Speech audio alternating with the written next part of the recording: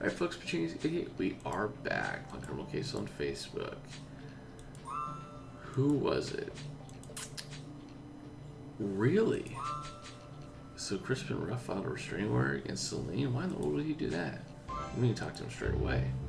Well, that is not what everyone else here was thinking of. Everyone else here was thinking it was the director. It's kind of a change. Frailty, thy name is woman. Oh, sorry, Secret Agent. I was just practicing for my next audition. I'm sure you were. Mr. Ruff, you told us that you took on this waitering job to meet Celine Dernier and get your big acting break. So what made you file a restraining order against her? Oh man, I know I should have told you guys about that.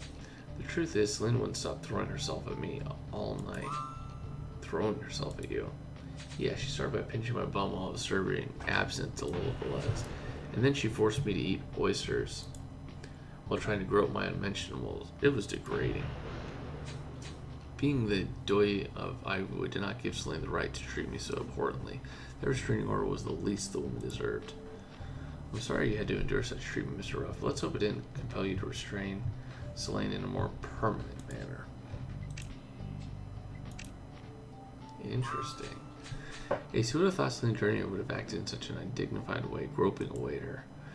But we've still got to find her killer. Our time is running out. You're right. Since we were in the reading room, we should take another look around immediately. Interesting.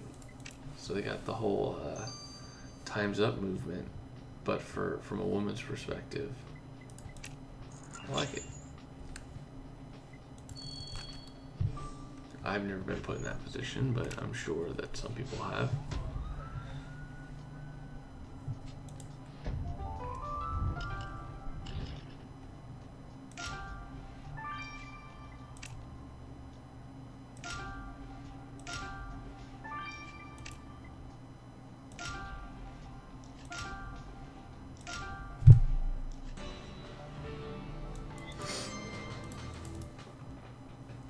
Nice, got a star.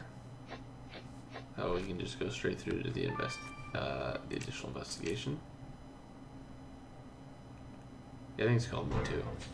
Why not did someone stab that cushion with a knife, Ace? Such a violent action must be treated with suspicion when we have a killer on the loose. Let's see if that green powder on the cushion can provide any leads.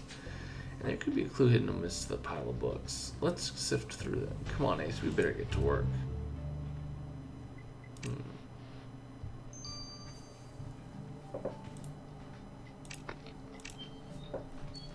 Do a little bit of our investigation work.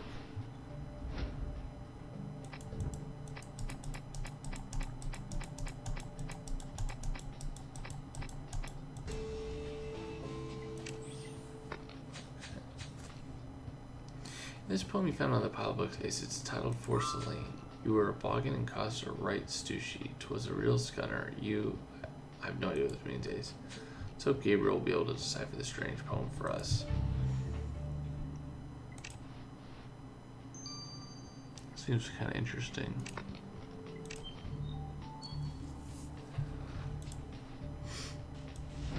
Well, this is not absinthe, I don't think. I don't think absinthe comes in a powdered form.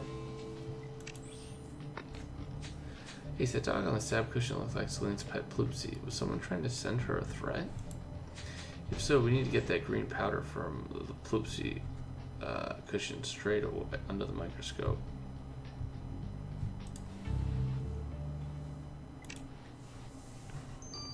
Who would have wanted to kill her dog?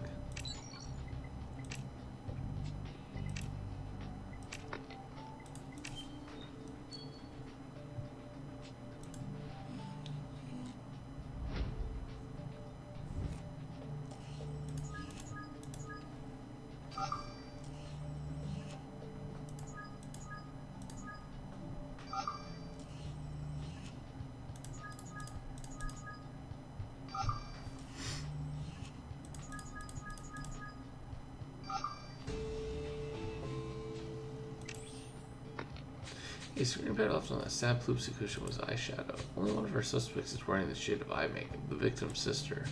We need to find out what compelled Meredith to stab an image of Celine's dog in such a violent manner. Yikes.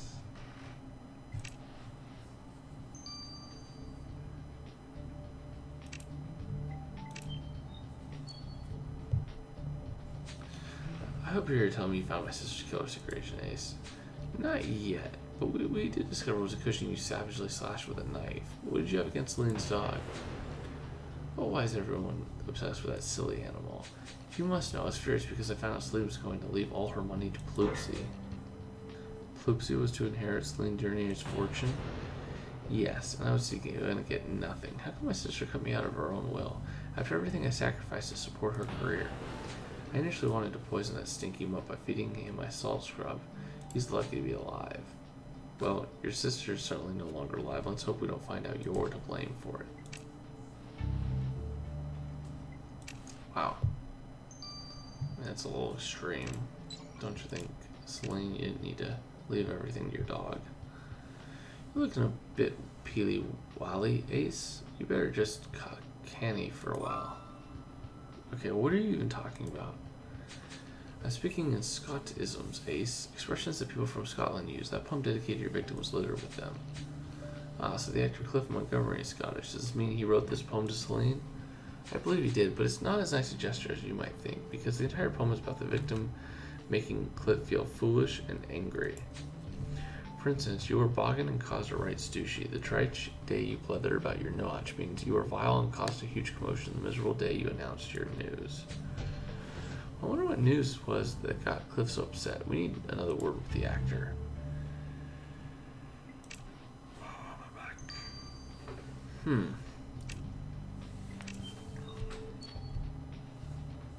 Mr. Montgomery, we found the less than friendly poem you dedicated to the victim. Oh, that's a great Ace. I'm not proud of what I wrote, but I couldn't help it. You see, we were once Celine and Cliff, the defining acting duo. Everyone thought so, except for Celine, it seems. Because one day years ago, she told me that she was ditching me as her co-star in favor of a younger actor, some cocksure laddie called Dick something. To make matters worse, my wife divorced me soon after. It was a dark time for me, but still Celine didn't care when I begged her to reconsider our acting duo. Wait, so you're saying that this was years ago, but this poem looks newly written? Ah, well, I wish I could have used a salt scrub to get rid of my anger against Celine the way I do my dead skin, but it's never so easy, is it? And seeing Celine today brought it all back to the surface and turned me into an irate fool. Please forgive me, Celine, wherever you are. Yeah, you could definitely be the killer. Well, Ace, we knew Celine Dernier wasn't the nicest of individuals, but we've now discovered she burns bridges with some of the people closest to her. Not only did the actress cut her own sister out of her will, but her former co-star also bore a grudge against her for ending their professional relationship all those years ago. The victim's unwanted advances towards a waiter could also prove a plausible motive for murder. Ace, if we're going to catch Celine Dernier's pyromaniac killer, we need some more clues. Let's take a final look around the scene of the crime.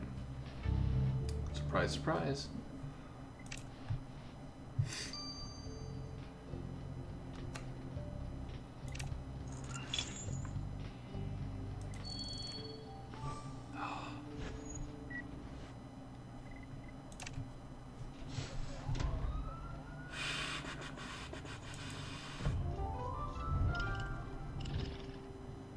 Cool.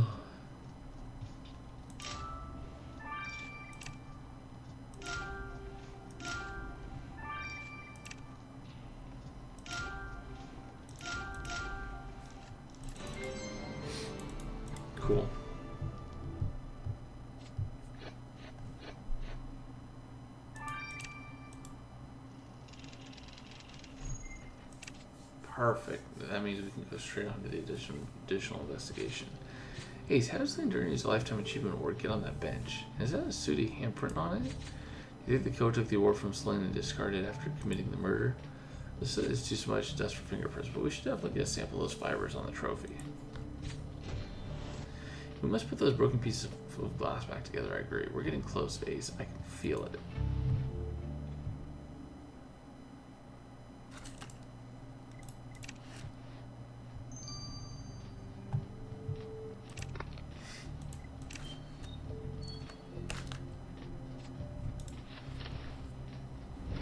So there's the absinthe bottle. There we go.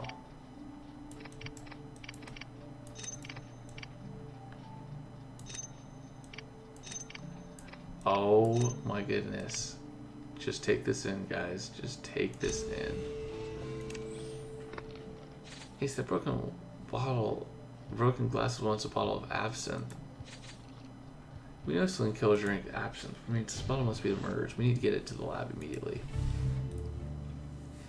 Maddie O'Malley's absinthe. That's awesome. So she was able to put together her own absinthe line. That's great. I love it. I love it. I love it. Yes. I think it might be Mike, actually.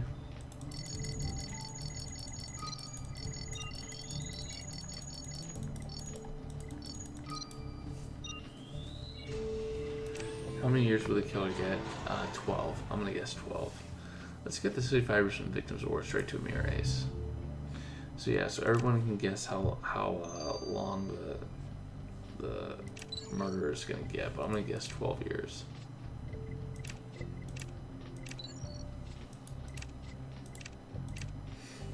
Ace, I have to say, when I look at those fibers you got from the victim's trophy, I thought all those exorbitant fish had gotten in my brain. What do you mean? I mean, the fibers on the word came from a turquoise-colored silk fabric with a fish scale pattern on it. Check with Martine, your victim's clothes didn't sport this kind of motif, which means that it must have come from your killer. So our slimy killer's wearing a fish scale pattern. Well, it won't help them slip out of our clutches, Ace. We will get them.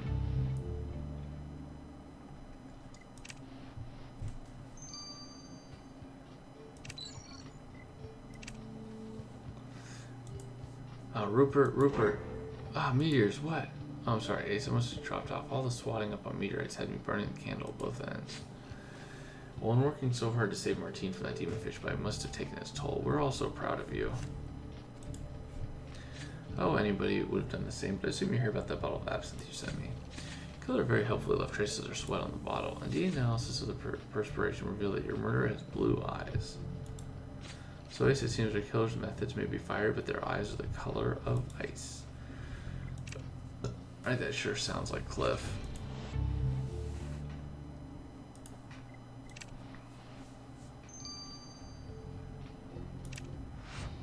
Yep, definitely Cliff.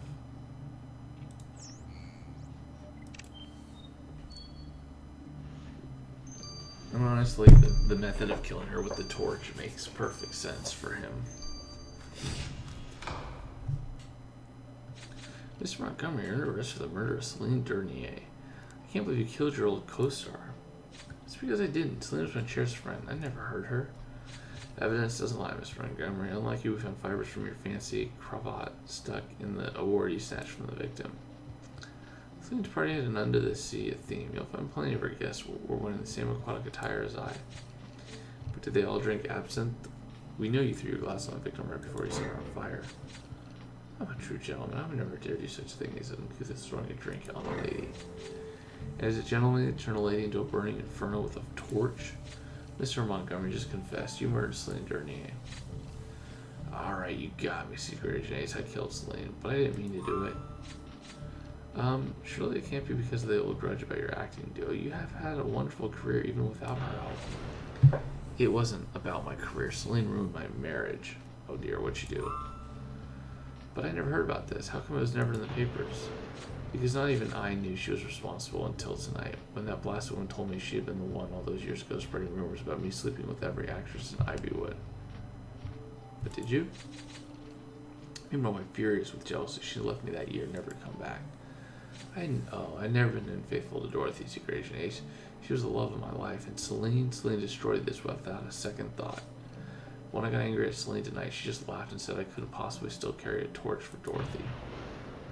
I told her I'd show her a torch, and before I realized I'd thrown my glass of absinthe over her, grabbed a nearby torch and set Celine ablaze. Wow, Mr. Montgomery, this is a story worthy of one of your epic movies, but one without a happy ending. You're under arrest. How do you plead? Guilty as charged, Your Honor, but that wretched woman ruined my life. Well, I have been informed that Miss Dernier spread rumors that led to your wife leaving you, but that was more than 60 years ago. My wife was my soulmate, Your Honor. Every minute without her has been agony. I'm sorry you had to suffer this way, but I'm afraid heartache does not constitute a valid defense for setting someone on fire. Oh, I was so close. This court therefore sentences you to 14 years in prison. Well, it can't be worse than a lifetime prison of unfounded rumors.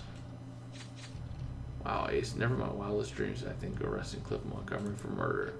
Can't help but feel sorry for him, though. He seems to have lived a lonely existence, all thanks to Selene Durnee's callous meddling. Well, now that the action's behind bars, you can return to your original task at hand, which is to intercept Dreamlife's meteor expert before it joins them under the dome. And we'll be doing that in the second to last additional investigation. I'll see you guys there. Then pitching 88. Over and out.